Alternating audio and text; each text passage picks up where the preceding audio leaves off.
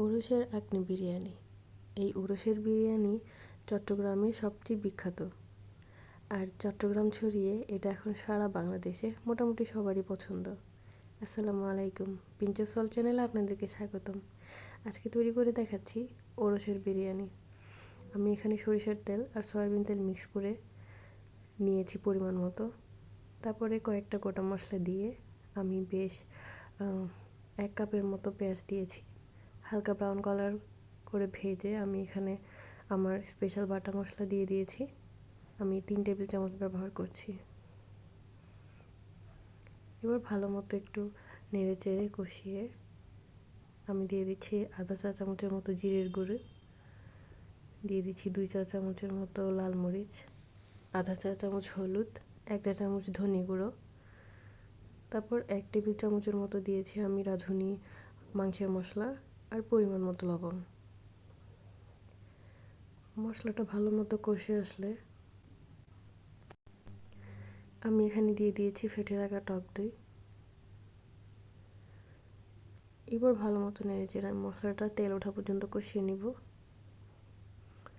এবার দিয়ে দিচ্ছি গরুর মাংস।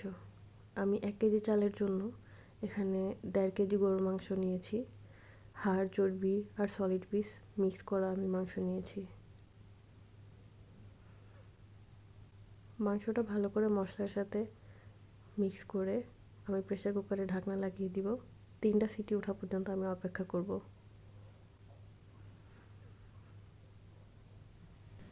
আমি এখানে রাঁধুনির গুঁড়া আর কাঁচামরিচ মিক্স করে আবার 5 মিনিট জাল করে নিয়েছি। তারপর আমি বিরিয়ানি রান্নায় চলে যাচ্ছি। আমি সয়াবিন তেল আর সরিষার তেল পরিমাণ মতো করে নিয়ে কাবাব চিনি, একটা বড় এলাচ আর শাহি জিরা দিয়ে পেঁয়াজ কুচি দিয়ে দিব।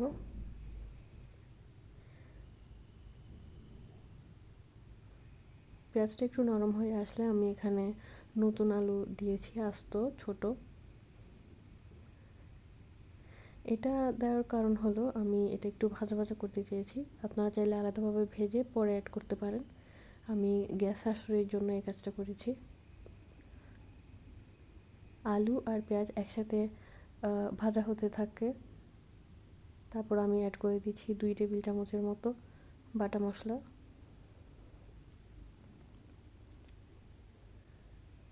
অল্প একটুখানি ভেজে এবার আমি গাজর কুচি দিয়ে দিব। তারপর দিয়ে দিচ্ছি রাঁধুনি বিরিয়ানির মশলা। আমি এখানে 3 টেবিল চামচের মতো ব্যবহার করেছি, পুরো প্যাকেটের মশলা আমি ব্যবহার করিনি। তারপর দিয়ে দিচ্ছি 1 টেবিল চামচের মতো রাঁধুনি মাংসের মশলা, হাফ চা চামচ জিরের গুঁড়ো, 1 চা চামচ লাল মরিচের গুঁড়ো, হাফ চা চামচ দিয়েছি আমি হলুদের গুঁড়ো, 1 চা চামচ ধনিয়া গুঁড়ো, পরিমাণ মতো লবণ আর টমেটো কেচাপ।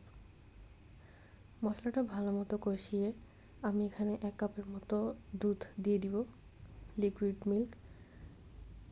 তারপর সব একসাথে ভালো মতো নেড়ে চেড়ে আমি কষাতে থাকবো তেল ওঠা পর্যন্ত। কয়েকটা কাঁচামরিচ দিয়ে নিয়েছি।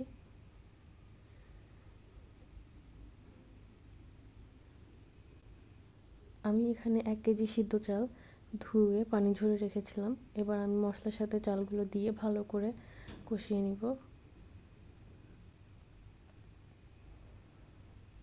যেহেতু সিদ্ধ চালে একটু পানি বেশি লাগে, তাই বুঝে একটু পরিমাণ মতো পানি দিয়ে দিবেন।